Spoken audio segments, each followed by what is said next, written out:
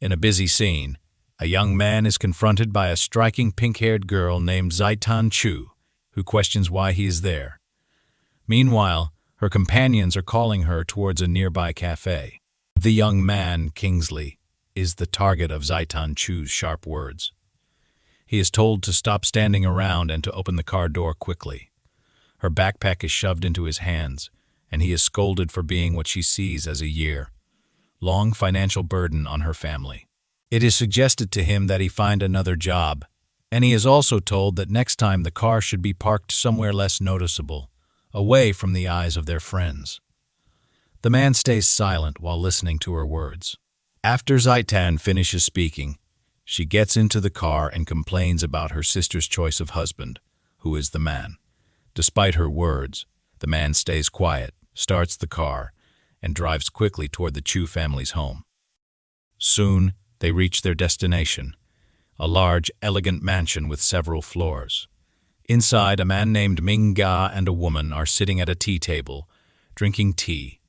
He is thinking about how his life could have been different if he had made other choices in the past. He asks when the woman's daughter will arrive, and the woman replies that her daughter is still working at her job, so she's not sure when she'll get there.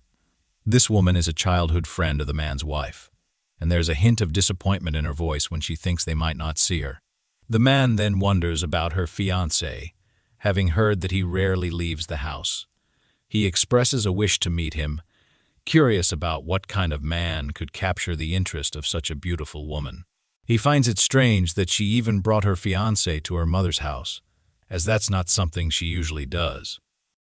After some time, the man and his companion get back to the house. The girl's mother calls from the second floor, asking him to come downstairs, noting how he usually heads straight to his room as soon as he gets home. The girl adds her voice too, urging him to hurry. It's clear there's some tension in the way she speaks to him. Later, she decides to investigate further, approaching his room cautiously. She gently pushes the door ajar and asks if he now thinks of this place as his home or if he just acts like he owns it. The room is dimly lit, cloaked in darkness. Peeking through the crack in the door, she sees him sitting in his underwear, deep in meditation.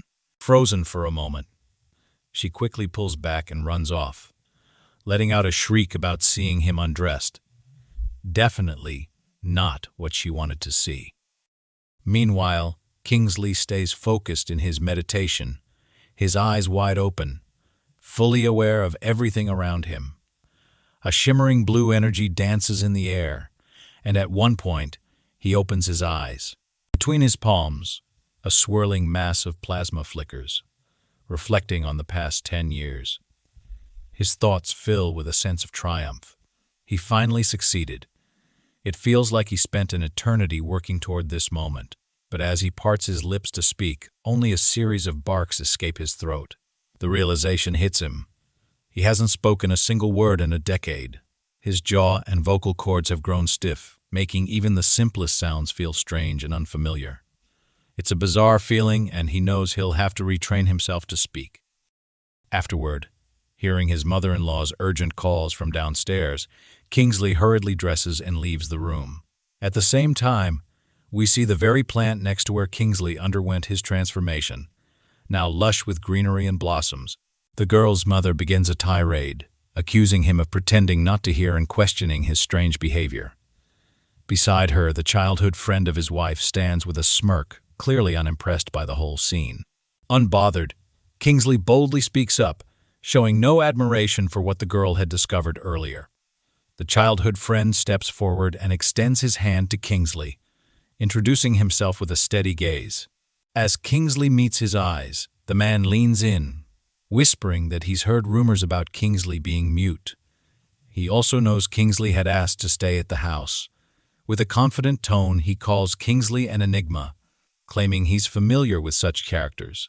Then he issues a warning, telling Qin Li not to try any tricks, boasting that he's sharp enough to see through any deception. Adding more insult, he implies that Qin Li's proposal to the girl was driven purely by material gain, making him unworthy of her. Throughout this verbal attack, Qin Li remains silent, listening to every word. Finally, the man smugly offers 10,000 to speed up Kingsley's departure. But then, Kingsley grips his hand with such force that the man lets out a scream, his smile twisting into pain.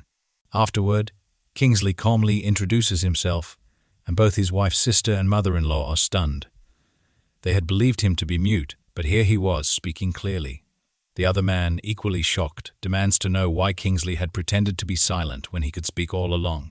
This situation becomes even more troubling as Kingsley tightens his grip on the man's hand, causing him to cry out in pain again. His mother-in-law quickly steps in, urging Kingsley to let go and end the ordeal.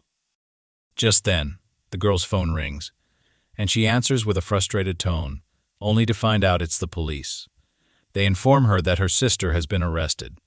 Kingsley's demeanor shifts instantly, his concern evident as he asks about the situation.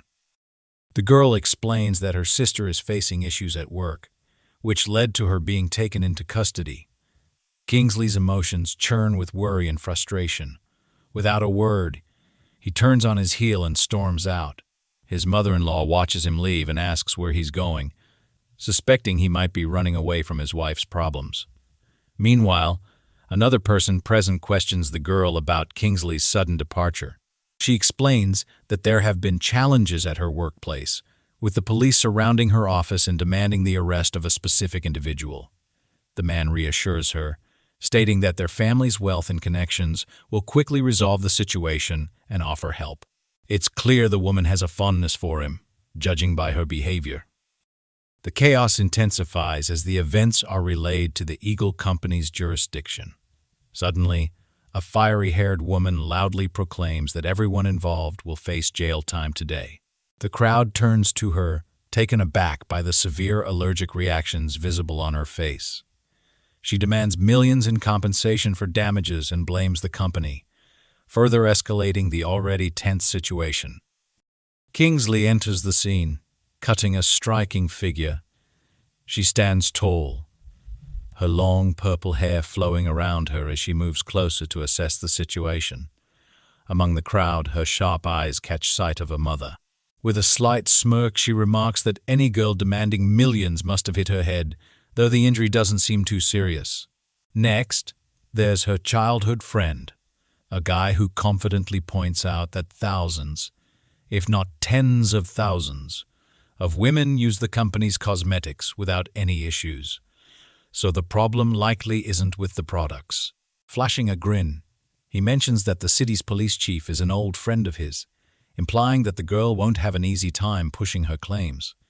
Unfazed, the girl with allies reveals her identity, casually dropping the fact that the city mayor is her close relative. Competing with her suddenly seems like an impossible task. The guy, caught off guard along with everyone else, quickly changes his approach, distancing himself from the company entirely. He even goes as far as acknowledging the girl's plight, suggesting that the company might owe her compensation. Before he could continue, Kingsley steps into the scene calmly. He approaches the girl with allergies, asking for just 10 minutes to fix the situation. With confidence, he promises that in that short time, he can restore her face to its former beauty, ensuring there will be no further complaints. Meanwhile, his wife watches in shock, still reeling from the fact that he is speaking. Until now, she had believed him to be mute, and hearing him articulate such clear, rational thoughts left her utterly stunned. To say she was taken aback would be an understatement. Her childhood friend feels disheartened by Kingsley's sudden arrival and boldness, firmly believing that Kingsley's actions will only bring more disgrace to the family.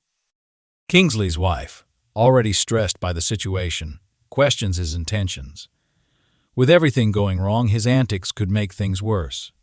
Kingsley calmly reassures her, stating that she doesn't need to worry anymore because he has changed. He declares that from now on he will embody true masculinity. His adversary, however, smirks in disbelief, unimpressed by Kingsley's newfound confidence. To him, words don't define manhood, and he believes Kingsley is still the same despicable person he always was. Others in the room are equally shocked by Kingsley's ability to speak. Many who knew him thought he was incapable of speech, some even regarding him as worthless, perhaps a mere pawn of the Chu family. Undeterred, Kingsley approaches the red-haired girl with blemishes on her face and confidently tells her that he can restore her beauty. The girl, however, isn't immediately reassured by his words, admitting that she's reluctant to trust easily. Kingsley, understanding her hesitation, promises that he will take on all the risks and be fully accountable if things don't go as planned. After a moment, the girl nods in agreement. At that moment, Kingsley's wife rushes over, expressing her concerns about the potential harm to her business. Kingsley, leaning in slightly, tells her that the marks on the girl's face are just regular burns. He then asks his wife to fetch something for him. The red-haired girl, still unsure, asks if he's really confident it will work. Kingsley insists it's necessary and reassures her. His wife hurries off to get what he asked for, while his adversary continues to create obstacles, clearly intent on making things difficult. It becomes clear that despite the tension, Kingsley's wife harbors affection for him. His adversary confides that Kingsley will regret it if his plan fails. Later, Kingsley's wife returns with a bag of ingredients he had requested. She hands it over to him, pleading with him not to endanger her family with this risky endeavor. Kingsley reassures his wife that he won't fail. He knows he's alone in this task, with no one to depend on, and that the outcome rests solely on him. Laying the components on the table, he begins weaving his enchantments over them. The onlookers watch intently, their eyes glued to his every move as he carefully works his magic, explaining each step with precision. Finally, he announces that he's finished. What emerges is a concoction that looks like a murky brown sludge with an unpleasant odor. Odor and wisps of steam rise from the bowl. Kingsley instructs the red-haired girl to apply it to her skin, but she cautions him, warning that any adverse reaction would lead to serious consequences. Despite her hesitation, she complies, dipping a single finger into the mixture to apply it. Suddenly, Kingsley intervenes, plunging his whole hand into the mixture and slapping it onto her face, sending droplets flying everywhere. The girl screams in shock and rushes to the bathroom, much to the amusement of someone in the crowd who lets out a chuckle. Kingsley's wife watches with a mix of disappointment and regret in her eyes, while his opponent grins, satisfied that Kingsley may have made a huge mistake. It seems like everything has gone wrong, until a piercing scream echoes from the women's restroom. Moments later, the same red-haired girl steps out, her skin flawless and radiant, her beauty restored beyond anyone's expectations. Everyone stands in disbelief, none more so than Kingsley's wife's childhood friend, who hurriedly approaches him, eager to know how he pulled off such a miraculous feat.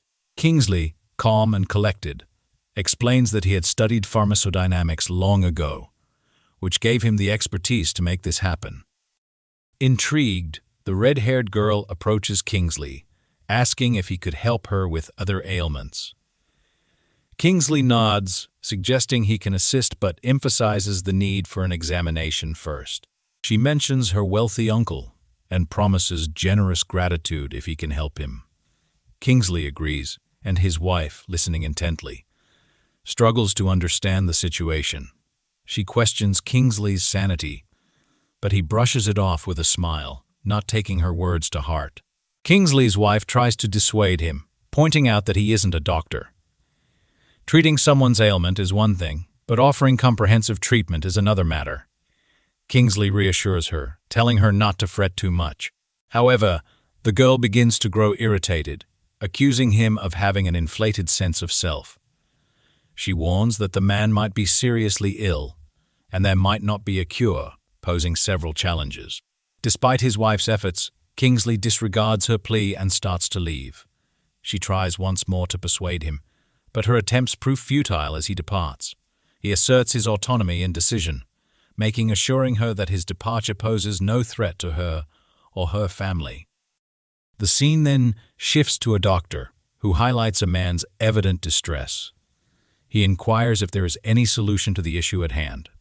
The doctor grimly informs him that the mayor's father's condition is worsening rapidly, surpassing their earlier prognosis. Just then, The fiery-haired beauty approaches and Kingsley falls into step beside her. She greets everyone and asks about her uncle's well-being. Upon learning of his deteriorating state, she visibly recoils in shock. Swiftly, she transitions to a solution-oriented mindset, mentioning that she encountered an Oriental medicine specialist earlier who might be able to assist them. The man scrutinizes Kingsley from head to toe, expressing surprise at his claim of being a doctor. The protagonist confirms he is indeed a doctor, but the mayor questions whether he has looked at himself in the mirror, noting that he appears too young. The mayor then requests to see Kingsley's license. Kingsley admits he doesn't have any documentation, which prompts the man to erupt in anger, accusing the girl of bullying him and asserting he won't trust his father's health to a charlatan. The girl apologizes to Kingsley for having to endure the outburst and suggests that he might need to leave. Suddenly, a nurse bursts into the room, urgently calling for assistance and signaling a patient in critical condition. Concern spreads through the corridor as they enter the ward. Kingsley trails behind the young woman and her companion. Inside, a man lies on a stretcher surrounded by medical staff. The mayor implores the doctor to intervene, but in a helpless tone, the doctor conveys the limitations of their abilities in this dire situation. The young woman rushes closer to her companion, seeking solace. She reminds her that she didn't come here alone and that Kingsley can help. However, the mayor doesn't take her words seriously, stating that if a qualified doctor, considered the best in the city, failed, then there's nothing Kingsley can do. Kingsley interjects, asserting that it is possible to help, but there's no need to waste time deliberating. All he hears in response is a demand to get out. Undeterred, Kingsley decides he needs to approach from a different angle. He offers the mayor a deal. If he can help Mr. Johnson, the mayor will issue an apology. If he fails, he could face imprisonment on charges of deception. The mayor erupts in anger, accusing Kingsley of dictating terms. Despite this, the woman insists that Kingsley should probably leave. Kingsley acquiesces, but just as he's about to exit the room, he remarks that he could have assisted Mr. Johnson, leaving them to ponder his words. Outside the ward, his wife waits for him, having evidently trailed him there. She inquires about his satisfaction with the situation and warns him against lingering, advising him to depart swiftly before he attracts serious adversaries.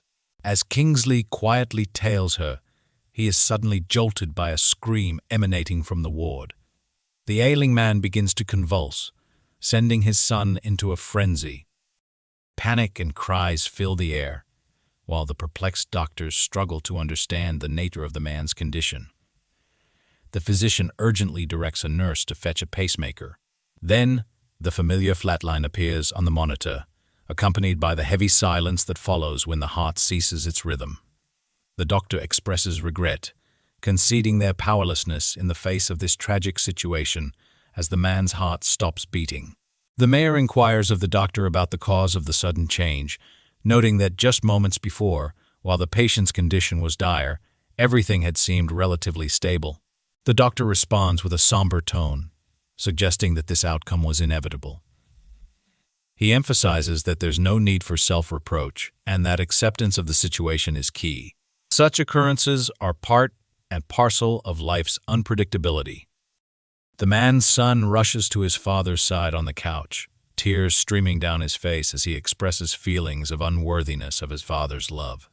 Just then, the door to the ward bursts open, and Qin Li strides into the room, commanding everyone to clear a path. His determination to save the old man is palpable as he approaches the patient, whose heart has just stopped beating. Placing his hand on the man's chest, Qin Li focuses his energy, creating a visible aura around him. The mayor's skepticism begins to wane as he witnesses a faint bluish glow enveloping Qin Li, a sight truly out of the ordinary. With precision, Qin Li retrieves a specialized needle and methodically inserts it into the man's chest, following up with several more needles, all aimed at the same vital point. It is revealed that a decade prior, a wandering monk had imparted ancient medicinal knowledge to Qin Li, unlocking these remarkable abilities. In exchange for this treatment, silence was his payment for 10 long years. He honored this commitment, and as a result he now possesses extraordinary skills.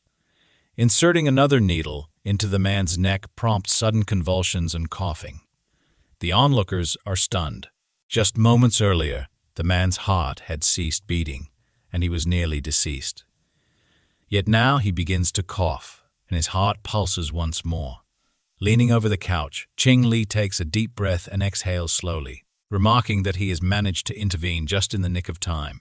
A bit more delay, and it would have been too late. The doctor stands in shock, taken aback by what he has witnessed.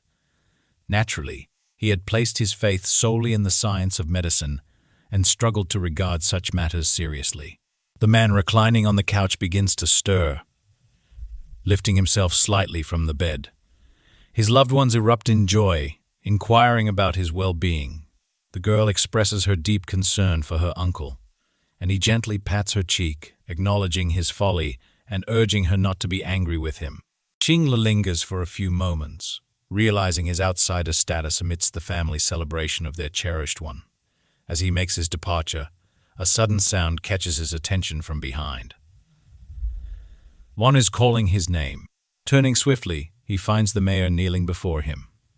The mayor offers an apology for his previous conduct, acknowledging his inappropriate behavior. Qin Li reassures him, suggesting not to take things too personally and expressing his willingness to assist. He expresses relief at the man's healing and recovery. The red-haired woman also seeks forgiveness from Qin Li and then requests his account details to transfer $500,000 as a token of gratitude for his remarkable intervention. Qin Li exits the room, leaving the group inside to marvel at his expertise. Their voices carry into the corridor, filled with admiration and disbelief. His wife, wearing a discontented expression, remarked on his high demand that day.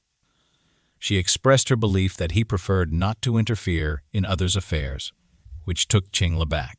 After all, he had just saved a man's life, literally bringing him back from the brink of death. Meanwhile, around the corner, the childhood friend of Qin Li's wife seethes with anger at his increasing success, clearly intent on stirring up trouble. The scene shifted to the Chu family home, where Qin Li's mother engaged in conversation with his wife, inquiring about her well-being. The wife reassured her that everything was under control, urging her not to fret. Qin Li lingered momentarily before heading toward his room, observing the interaction. His mother-in-law, noticing his presence, instructed him to carry on with his usual chores and not to loiter. The wife, feeling exhausted, mentioned that she could barely stand and intended to retreat to her room for some rest. Complying with the instructions, Qin Li began his cleaning tasks. After completing them, he entered his wife's room to inform her of his progress. To his surprise, he found a young woman in a short, sheer nightgown practicing yoga. It was an unexpected sight that momentarily intrigued him, but he quickly averted his gaze, feeling the heat of embarrassment rise to his cheeks. The young woman noticed him and mentioned that her sister had warned her about someone engaging in inappropriate behavior in the room earlier. Qin Li explained that there had been a misunderstanding. He had merely offered her a ride home from school, changed his clothes upon returning, and accidentally left the door unlocked, allowing her to enter without knocking. Qin Li felt a mix of awkwardness and urgency, eager to clear the misunderstanding while trying to maintain a respectful distance. The atmosphere in the room was thick with tension, a blend of embarrassment and the awkwardness of the situation. The girl inquired if Qin Li was being truthful. She maintained a series of intriguing yoga poses, fully aware of her short nightgown. He hesitated briefly but ultimately affirmed his honesty. The girl grinned, expressing her trust, citing her sister's notorious temper as assurance that Qin Li wouldn't flirt with her. She later commended him for handling all the day's challenges, declaring him a true gentleman and remarking on his remarkable luck in overcoming every obstacle. Qin Li found himself at a loss for words. The girl initiated a conversation, mentioning plans for a quiet family evening and subtly implying that he was expected to accompany her. Absorbing her words, he pondered for a moment and then agreed. As he prepared to exit the room, the girl collapsed onto the bed, expressing exhaustion and a desire for rest before drifting off to sleep. She thanked him when he inquired why, but received no response. She had already succumbed to slumber. The scene unfolded the following evening as everyone gathered around the table, sharing laughter and engaging in various conversations. A waitress hurried between them, filling glasses with wine. Qin Li took a sip, casting a scrutinizing gaze at one of his relatives, mentally noting to compliment their attire while recognizing the subtle scheming beneath the surface. Soon after, the same relative tactlessly inquired about Qin Li's wife's plans for starting a family. Leaving the young woman visibly flustered, she responded, explaining that they hadn't yet considered such a significant step and felt no rush to do so. However, a family member interjected, insisting they shouldn't postpone such an important matter as time swiftly passes. The conversation took a turn as she shifted her praise to another family member, her son, commending him for his harmonious relationship with his wife, unlike some others in the family. The son playfully chided his mother for laying it on thick, though his impudent smile hinted at his enjoyment of the praise. Subsequently, the conversation revolved around him, with everyone eagerly discussing his life and accomplishments, momentarily diverting attention from the sensitive topic at hand. It emerged that the son held a prominent position, prompting everyone to extol his virtues, occasionally drawing comparisons with the main character, sometimes subtly and other times more overtly. The cherry on top was when this gentleman presented a special gift to the head of the household. He produced a petite crimson box and approached the man with it. Upon opening it, the recipient's expression clearly reflected his admiration for the contents nestled inside, a delicate porcelain bowl dating back to the Yuan dynasty.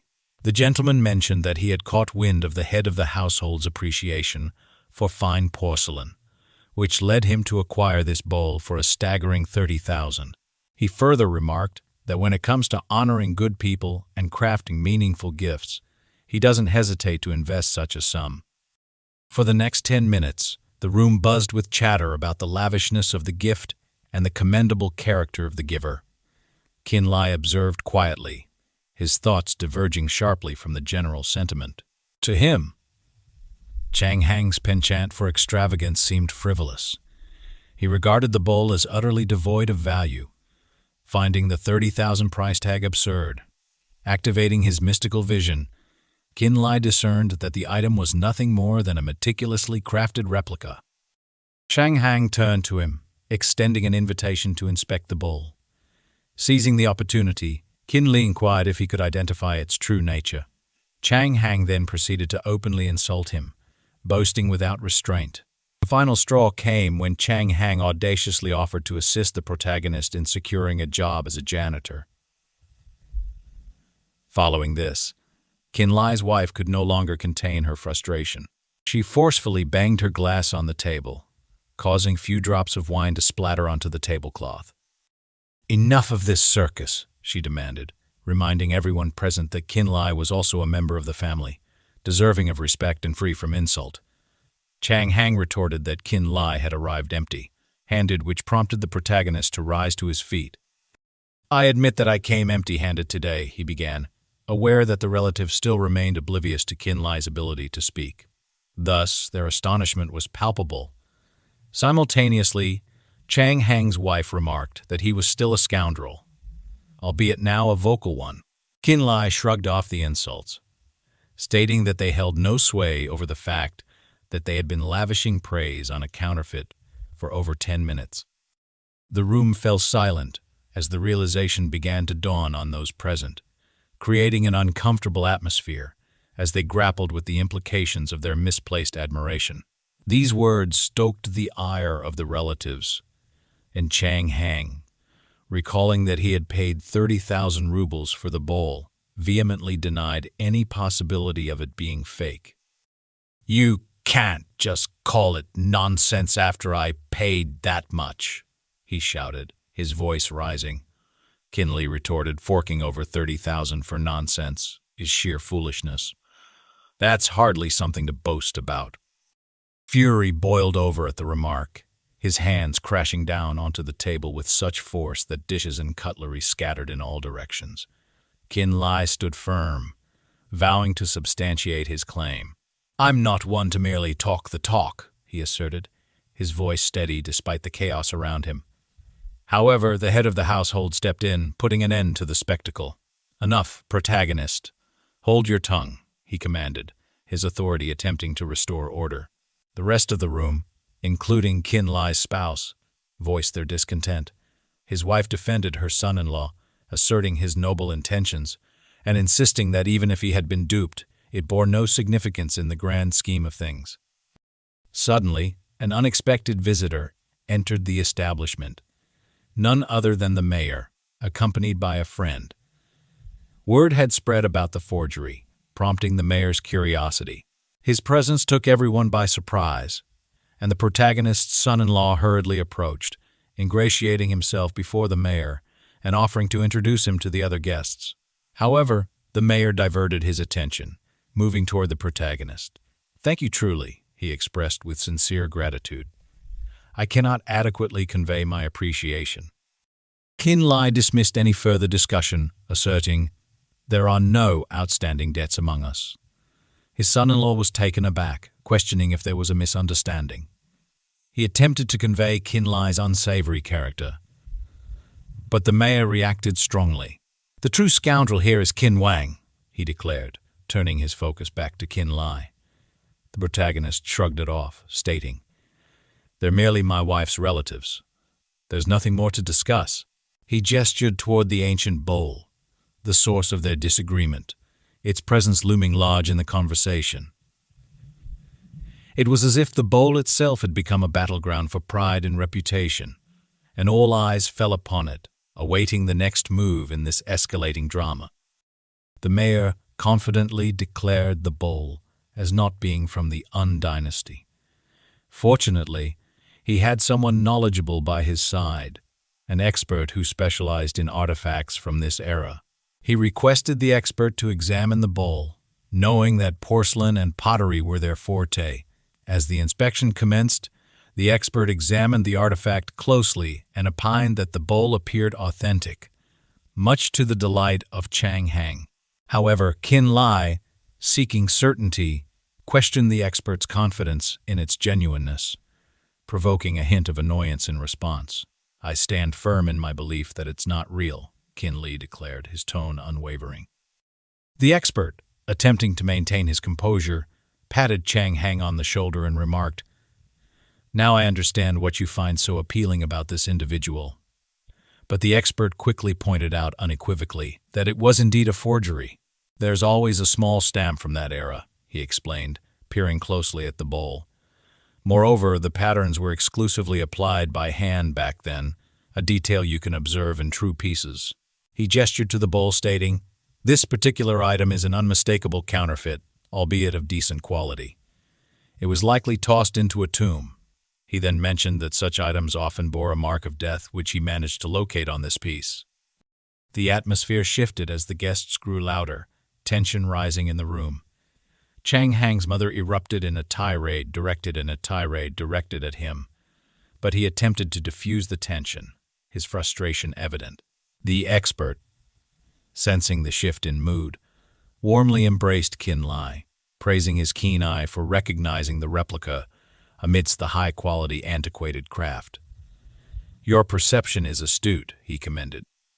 The mayor, eager to seize this serendipitous encounter, offered his hospitality, expressing it as an honor to engage in conversation with Qin Li.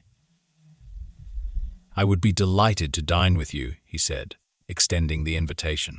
Unable to let such an opportunity slip by, Qin Li informed his wife's relatives that he had an engagement with the mayor for dinner and would return promptly. Their reaction was one of astonishment. Many perceived him as lacking stature, and the women began to question the image they had formed of him. Left alone with his thoughts, Qin Li brooded over the concerns of the world. A fellow guest confided in him, revealing that another wave of misfortune had befallen their family. Both my family and I are deteriorating, he said, his voice heavy with worry. Despite undergoing extensive medical examinations and tests that show no apparent cause for our declining health. Curious, Qin Li inquired if he could assess the man's pulse. The man consented, and Qin Li placed his hand on the man's wrist, focusing intently. After a moment of contemplation, he appeared deep in thought. "What do you find?" the man asked, his curiosity piqued. Qin Li explained after your family dinner, "You ought to prioritize a visit to the mayor. It would be wise to adjust any existing plans accordingly." Expressing gratitude, the man indicated his intention to await Qin Li's return at his residence, displaying confidence in a favorable outcome. "I'll take your advice to heart," he said, a glimmer of hope returning to his eyes. The scene concluded with Qin Li assisting the head of his wife's family into the car, a gesture that perhaps indicated an overextension of his involvement. To understate it, Qin Li's delay was more than just a little. After ushering the man into the back seat, he announced that everyone else would leave, claiming he still had unfinished business. Stepping aside slightly, he pulled out his phone to map out his next move. The navigator dutifully began directing him as Qin Li traversed a nearby alley. Suddenly, he unexpectedly encountered his wife's childhood friend, accompanied by a group of armed individuals. Qin Li regarded them with stoic silence. His adversary wasted no time launching into an offensive tirade. "You're the root of all trouble, Qin Li. Just look at the 2 previous accidents. Those are your doing," he accused. "This behavior," he insisted, "warranted a lesson." Qin Li calmly explained, "At first I didn't recognize you and mistook you for a bug, which explains the sudden foul smell." His sarcasm didn't go unnoticed. The adversary, visibly angered, instructed his cohorts to assault the protagonist with swift precision. Qin Li deftly countered, distributing justice with his fists. Amid the chaos, bones shattered, limbs were injured, and jaws hung agape, testament to Qin Li's mastery in combat. He approached the largest man, who lay unconscious on the ground wielding a baseball bat. Placing his foot on the man's chest, he remarked, "You really didn't bring enough backup, did you?" The sight left his adversary astounded. Initially dismissing Qin Li as a mere troublemaker, he now witnessed him fight with the skill of a true ninja. Turning towards him, Qin Li derisively called him a mutt and beckoned him closer. All he received in response was a hasty retreat. Realizing the skirmish was becoming a diversion from his main objective, Qin Li sighed, aware that he was merely squandering time. Yet he also recognized that the mayor's residence was just around the corner. After a brief search, he succeeded in locating the mayor. He approached the inner common area and pushed the button, a distinct ringing echoing through the air. Moments later, the door swung open, revealing the mayor, who greeted him at the threshold. "We've been anticipating your arrival," he said, extending an invitation as he ushered Qin Li inside. As Qin Li entered, he sensed an atmosphere thick with tension. Abruptly, a voice erupted from an adjacent room, causing the mayor's expression to shift. Concerned, he hastened towards the source. "What's going on?" he inquired of his wife. She relayed the troubling news, her voice strained. "The infant has fallen ill once more, and now even lay people are observing a dark aura enveloping the child." It was apparent that sinister forces were at play, and Qin Li's instincts screamed that this was no ordinary illness. Qin Li entered the chamber to find the child suspended in the air, wailing incessantly, while a malevolent presence loomed ominously overhead.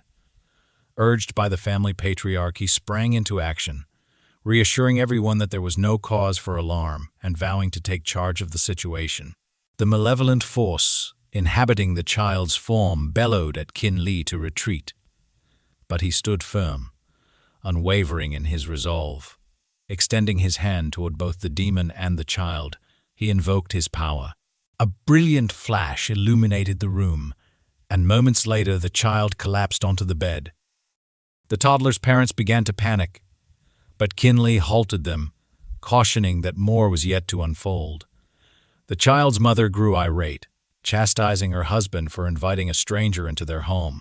Remaining skeptical of Qin Li's abilities, her husband hushed her, acknowledging the urgency of the situation with grim determination. Qin Li noted the severity of the circumstances, realizing that time was slipping away. He inserted a needle into the child's forehead while clutching a radiant azure orb of energy in his other hand. Once more, the sinister presence loomed over the boy, then ascended higher into the air before dissipating into nothingness. As the child regained consciousness, he called out for his mother, who rushed to his side, exclaiming his name and enveloping him in her arms. Qin Li reassured her that it was all over now, and that the worst had passed. Yet simultaneously, his curiosity was piqued, driving him to seek the origin of such malevolent force. He lowered himself to the floor, peering beneath the bed while inquiring if anything new had been introduced into the household. The father asserted that there was nothing unusual, merely some stone lions that had been placed recently near the entrance of their home. This piqued Qin Li's interest further, and he decided to investigate outside. As he approached the stone lions, he studied them carefully, searching for any sign of dark energy. His instincts urged him that something was amiss. Suddenly, he noticed a small purple pebble nestled within the mouth of one statue. Carefully, he plucked it out and scrutinized it, feeling an unsettling energy radiating from it. His mind raced as he realized this tiny object could be the source of the troubles plaguing the family. Just then, another individual approached, questioning whether all the troubles truly stemmed from this insignificant stone. Qin Li nodded in affirmation, detailing the sequence of events and explaining how this seemingly innocuous pebble had wreaked havoc on their lives. With a decisive motion, he crumpled the pebble into tiny fragments, releasing a burst of dark energy that dissipated into the air. As the mayor's wife emerged from the house, she expressed her heartfelt gratitude to Qin Li for his assistance. He replied graciously, stating he was pleased to be of service. The mayor, marveling at their Qin Li felt lucky to have encountered such a helpful individual. The mayor offered to discuss the possibility of Qin Li opening a clinic in the town, an unexpected but intriguing opportunity for him. Feeling a mix of surprise and interest, Qin Li accepted the mayor's offer, grateful for the chance to establish himself further in the community. Later, in a dark car speeding through the night, Qin Li sat in the back seat, thinking about owning his own clinic and how proud his parents would be if he succeeded. Suddenly, he saw something outside and quickly asked the driver to stop. The sudden stop pushed Qin Li's face against the front seat. The driver, concerned, asked what was wrong. It turned out that Qin Li saw his wife on the street and wondered where she was going so late at night. She stood elegantly, dressed nicely, and was looking around carefully. The driver noticed Qin Li's wife and complimented him on his good choice, saying the girl was very beautiful. Qin Li was waiting for someone. A few seconds later, a casual girl in a leather outfit with a short, bright haircut approached her. Qin Li thought she must be his wife's friend and felt a bit nervous, but he thought there was nothing wrong with that. His feelings changed when he saw the girls kiss each other. Not only was Qin Li shocked, but so was the driver, who even pulled out his phone to take a picture. Qin Li didn't understand what was happening and realized that his wife was a lesbian, something he had never suspected. The girls entered a club, and Qin Li sat sadly, watching them. The driver continued to admire the beauty of Qin Li's wife. Then, Qin Li noticed that his wife's friend made a small hand gesture, but it wasn't clear what it meant. Once inside the club, the girlfriend asked Qin Li's wife to drink something stronger, and they started to whisper. The young lady sat at the bar and began to talk. The bartender made some cocktails for them as they settled in. A girl dressed casually said this wasn't the place for serious talks. A nightclub was for having fun. Qin Li agreed, and his wife said she didn't plan to go home sober that night, so they started to drink. As the night went on, Qin Li's wife found herself feeling pleasantly tipsy. She appreciated her friend's understanding and started to share about the pressure from her family to get married. Her friend listened kindly and called her a gem and a precious pearl, using sweet words throughout their conversation. It seemed like Qin Li's wife's friend kept encouraging her to drink more, and it looked like Qin Li was the only one who noticed. It was possible that her friend had put something in her drink. Eventually, the girl started to lose her balance and began to fade into unconsciousness. Her so-called friend helped her upstairs to a room with a big bed and a video camera nearby. Qin Li's wife was placed on the bed in a dazed state. The man went to the door and locked it tightly, and his intention seemed very bad. He moved closer to the woman and lightly brushed her leg before leaning over her with a creepy smile. He had liked her for a long time and had begged her not to marry Qin Li, but she hadn't listened. Feeling determined, he started to take off her clothes, not knowing that the camera was recording everything. Suddenly, there was a knock on the door, interrupting his plans and making him very angry. A woman's voice outside mentioned a gift, which surprised him. He thought it was the same casual girl trying to make some extra money. Curious, he opened the door and was shocked to see Qin Li standing there. "Damn it," he exclaimed, startled. Neither of them expected to see each other. Qin Li looked at his wife on the bed, and the man tried to make excuses, saying things weren't what they seemed. But Qin Li ignored his weak attempts and pulled him inside, sending him flying a few meters away, blood trickling from his mouth. As Qin Li approached, he asked the man how he wanted to die. The scene changed when the boy dropped to his knees and begged Qin Li for mercy, promising to disappear from his life forever. Moved by compassion, Qin Li told him to leave and never come back. But then the boy suddenly attacked, pulling out a knife. Qin Li quickly grabbed his wrist and warned him that being lenient had its limits. With precise movement, he struck a weak spot on the boy, causing him to fall to the floor in pain. Afterward, Qin Li felt relieved that everything had turned out okay. His wife had really avoided a terrible situation, although she had faced great misfortune. Now, luck was on her side. Qin Li approached her and used his skills to gently produce a needle. He gave the girl a small prick on her arm, and she let out a sigh. Qin Li explained that she would gradually start to wake up. True to his words, after a few moments, the girl began to move, her eyes fluttering open. Qin Li asked how she was feeling, and she repeated his question. But then her eyes widened as she looked around, and suddenly her expression changed to anger. She quickly sat up and slapped Qin Li across the face, shouting, "You vile brute!" Qin Li was shocked by her reaction and tried to explain that he had rescued her, thinking she was just confused. However, the girl started screaming, convinced that Qin Li was the one who had hurt her. As he stood up calmly and walked out of the room, she continued to shout that he was a liar. Qin Li insisted that he was innocent and that he had helped her, but it was up to her to decide if she wanted to believe him. In response, she called him a deceitful scoundrel and threw a pillow at him, showing her distrust. After Qin Li left, the girl started to cry as she realized something. She noticed a camera nearby, a reminder that it had recorded everything, leaving no doubt about what had happened. Now, we find ourselves on a busy street where Qin Li is sitting, lost in thought. Suddenly, his phone rings, breaking the silence. He answers quickly and hears Mrs. Li on the other end. She asks if Mr. Qin Li is available and then smoothly changes the subject, remembering a powerful cream he had once recommended. Mrs. Li expresses how happy she is with the results, stating that it changed her skin's texture. She wants to buy more of the amazing product and asks for his help. Qin Li asks how much she needs, and she assures him that she will need 2 jars. When he returns home, she offers him 2 million for them.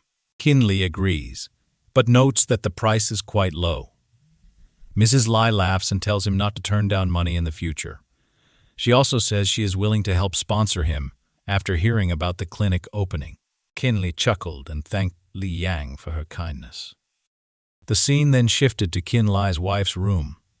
An old war clock struck exactly 1:00 in the morning, and and the gentle glow of the moon illuminated the room. A young woman lay on the couch, clutching a pillow tightly as sadness consumed her. She couldn't sleep because she had seen the footage on the camera and now knew the truth. She felt responsible and blamed herself for what had happened. She imagined Qin Li's anger directed at her while her thoughts raced. Just then, Qin Li entered the room and asked why she was upset. He explained that he had been busy with other things. The young woman expressed her disappointment at his sudden disappearance without telling her. Qin Li looked at her meaningfully, which made her stumble over her words, clearly struggling to apologize. Sensing her difficulty, Qin Li suggested that her actions were understandable. The conversation shifted when the young woman started to worry about losing her job, looking very distressed. She then began talking about Li Wan and how often he interacted with her. Thinking this might lead to her getting fired, Qin Li asked what the connection was between them. She replied that it was a direct link. About her job, who would support the family. Finding a new job wouldn't be easy.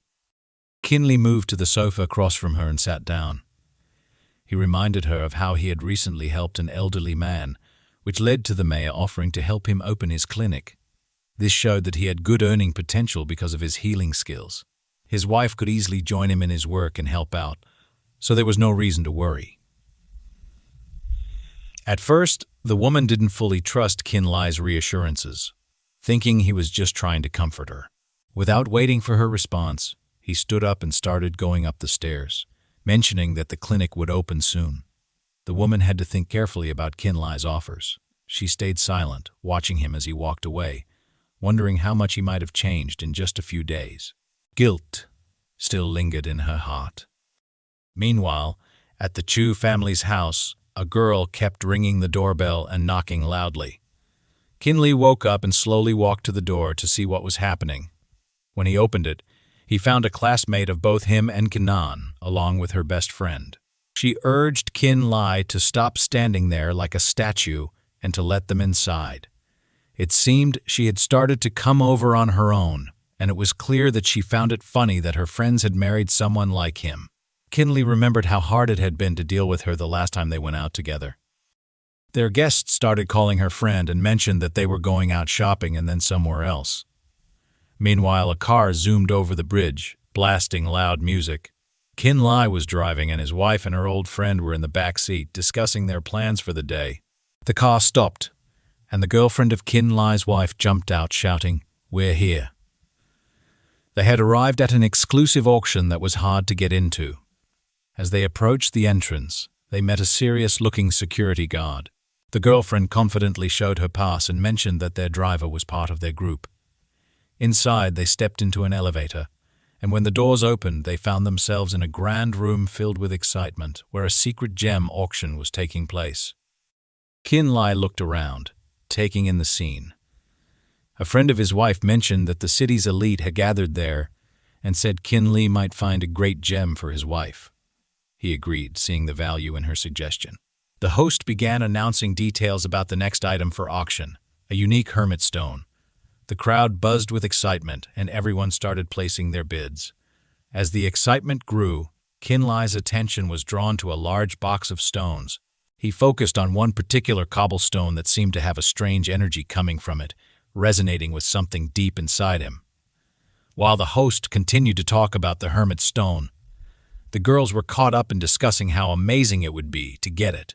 Suddenly, they realized Qin Li was missing. He had gone to one of the owl workers to ask about buying one of the stones.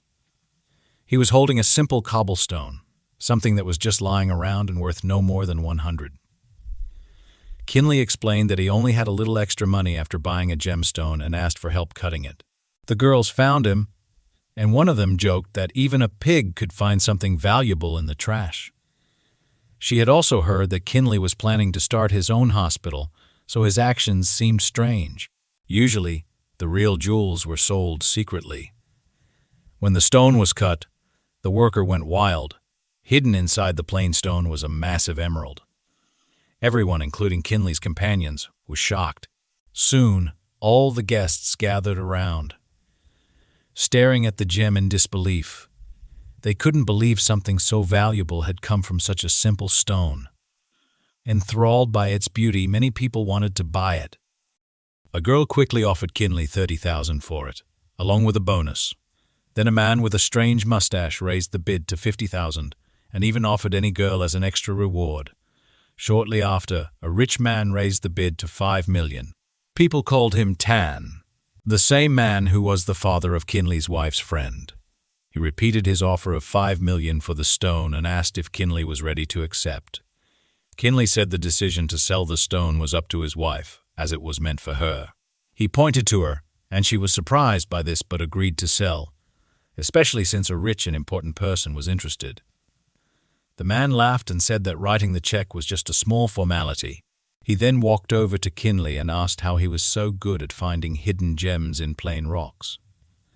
Qin Li admitted that the stone looked just like any other at first glance, which made the discovery surprising.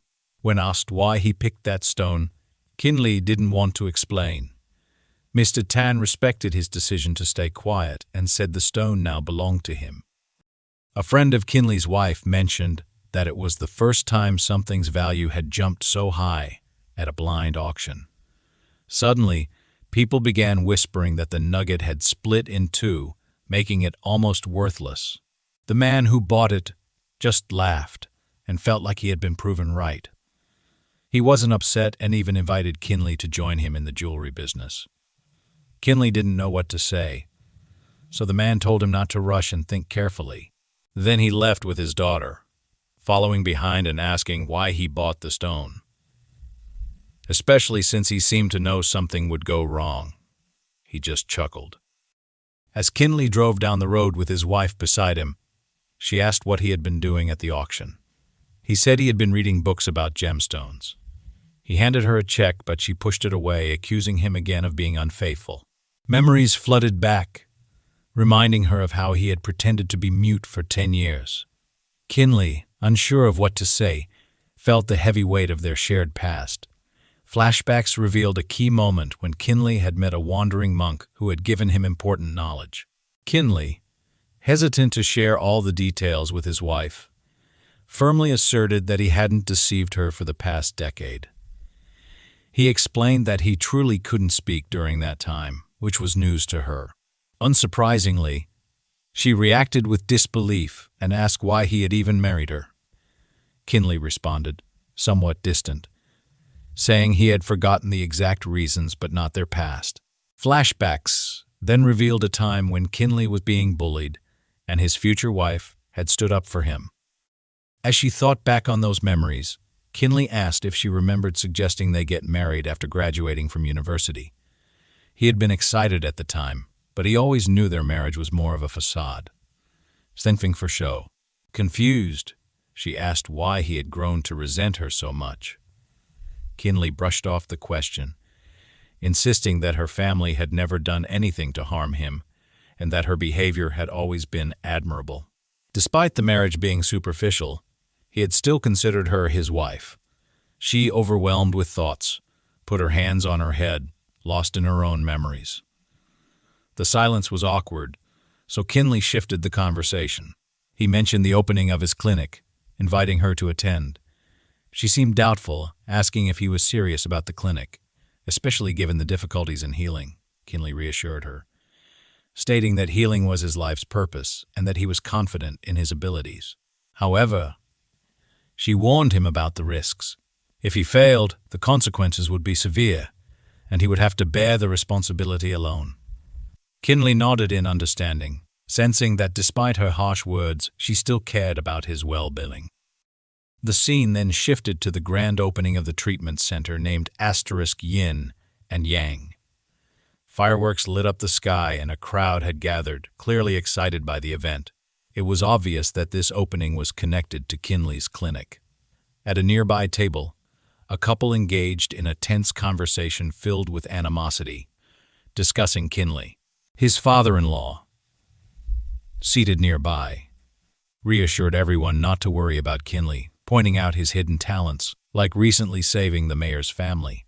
He took the opportunity to boast a little about his son-in-law's capabilities, casually mentioning that the clinic was a gift from the mayor Qin Li remained composed, though a man named Chen Hang, notorious for his past troubles, approached him with the intent to cause trouble. Chen Hang, known for his mischief with a counterfeit bowl, made some snide remarks to sour Qin Li's mood. When Chen mentioned that Qin Li's clinic was situated within his department, it was clear there was an underlying threat, implying potential trouble ahead for Qin Li. The city's mayor and the striking red-haired woman, both prominent figures, congratulated Qin Li on his breakthrough, presenting him with gifts in honor of his achievements. Their unexpected appearance left the guests in awe, especially Qin Li's envious relative, who had long been vying against him. Qin Li welcomed them graciously, urging them to come inside and join the festivities. However, his wife, visibly frustrated with his reluctance to share more about his success, remained silent. Suddenly, a piercing scream echoed from the street, interrupting the celebration. A cry for help that sent a chill through the gathering. It turned out that a young man had collapsed, and his father's desperate pleas for aid filled the air. Without hesitation, Qin Li rushed through the crowd, making his way to the man and assessing the situation with calm precision. While some onlookers suggested immediate hospitalization, Qin Li reassured them that he could help, urging everyone to remain calm as they brought the boy indoors.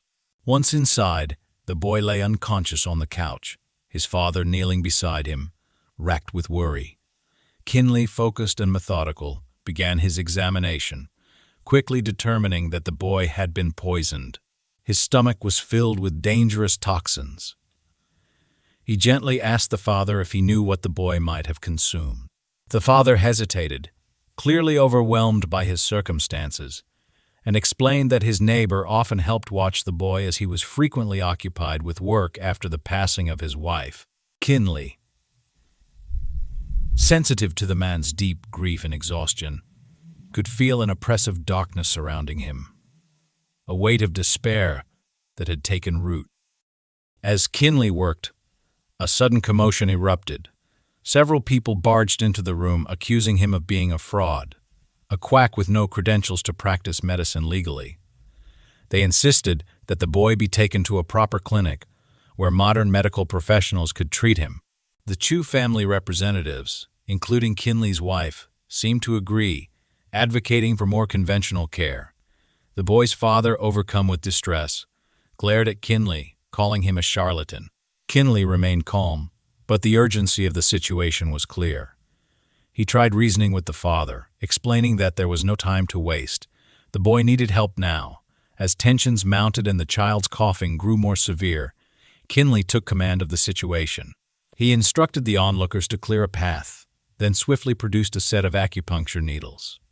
Ignoring the hostile atmosphere, he expertly inserted the needles into the boy's energy centers, concentrating on restoring balance to his body.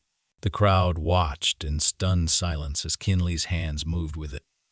Precision, every motion measured and deliberate. A few moments later, the young man regurgitated, releasing the toxins from his body. Almost immediately, a sense of relief washed over him, and he could breathe freely again. His father, overcome with emotion, rushed over to embrace him tightly. The boy, still a bit dazed, mentioned he was hungry, and his father, clearly overjoyed, chuckled and suggested they go grab something to eat. Qin Li, wiping his hands, calmly informed them that while the acute symptoms had passed, it would be wise to visit a medical facility for further tests to identify the poison's source. The father, overwhelmed with gratitude, began praising Qin Li, calling him a divine healer.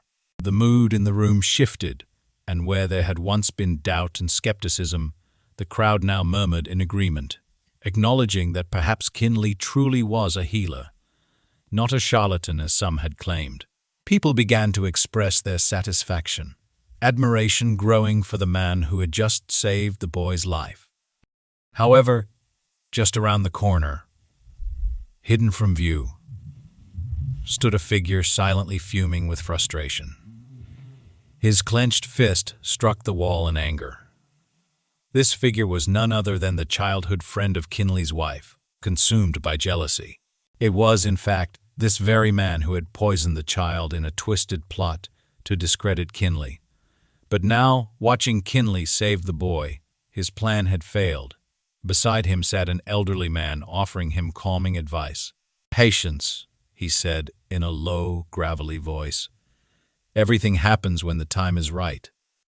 As evening fell, the tension from the day still clung to the air, though Qin Li remained hard at work, tirelessly treating a stream of patients that seemed never-ending. As the sun dipped below the horizon, signaling the end of a grueling day, his attention was suddenly drawn to an odd sight. A young girl perched in a tree, dressed in attire reminiscent of a ninja, with a stained knife in hand. Her intense gaze met his as she leapt down in front of him. Her stance was aggressive. Cautiously, Qin Li inquired about her intentions. The girl eyed him suspiciously before demanding to know who he was.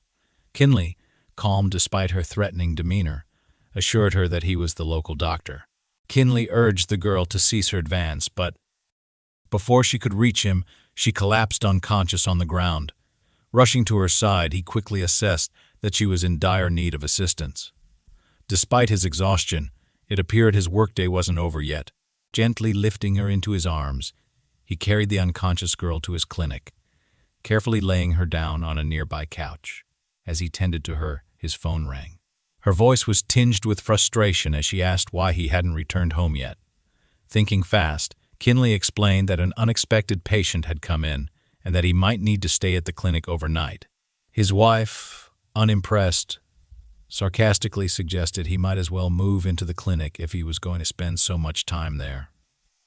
Qin Li knew he'd have to smooth things over later, perhaps with a thoughtful gift to appease her. Turning his attention back to the unconscious girl, he carefully cut away her tattered clothing with a pair of scissors to examine her injuries. As he removed her pendant, he realized it wasn't an ordinary piece of jewelry. It was an army dog tag. Engraved on it was the designation 19th Special Forces Detachment. Startled, Qin Li pondered how such a young girl had come to possess a tag belonging to an elite military unit. The 19th Special Forces, he knew, were no ordinary soldiers. They were handpicked for their skills, capable of handling the most dangerous and impossible missions. Just as he mulled over this revelation, the girl began to stir, slowly waking up. She blinked in confusion, her memories foggy, unsure of how she had survived. When her eyes focused on Qin Li, she asked if he had been the one to rescue her. He nodded, confirming that he had just barely managed to save her in time. A few more minutes, and it might have been too late, he added. The girl, still weak, struggled to sit up but eventually managed to stand on shaky legs. Qin Li, concerned, asked her about her plans. She admitted that she had nowhere to go, no home, and no idea of what to do next. Qin Li looked at her thoughtfully, then offered an alternative. "You don't have to be on your own," he said, stepping toward the window and drawing back the curtains to let sunlight flood the room. "I'm actually looking for an assistant, and I think you'd be perfect for the job." Surprised, she looked at him skeptically, unsure if he was serious. "You mean it?" she asked, her voice uncertain but hopeful. Qin Li smiled and nodded. "Absolutely." "What do you say?" He affirmed the sincerity of the proposal, assuring her of a monthly salary.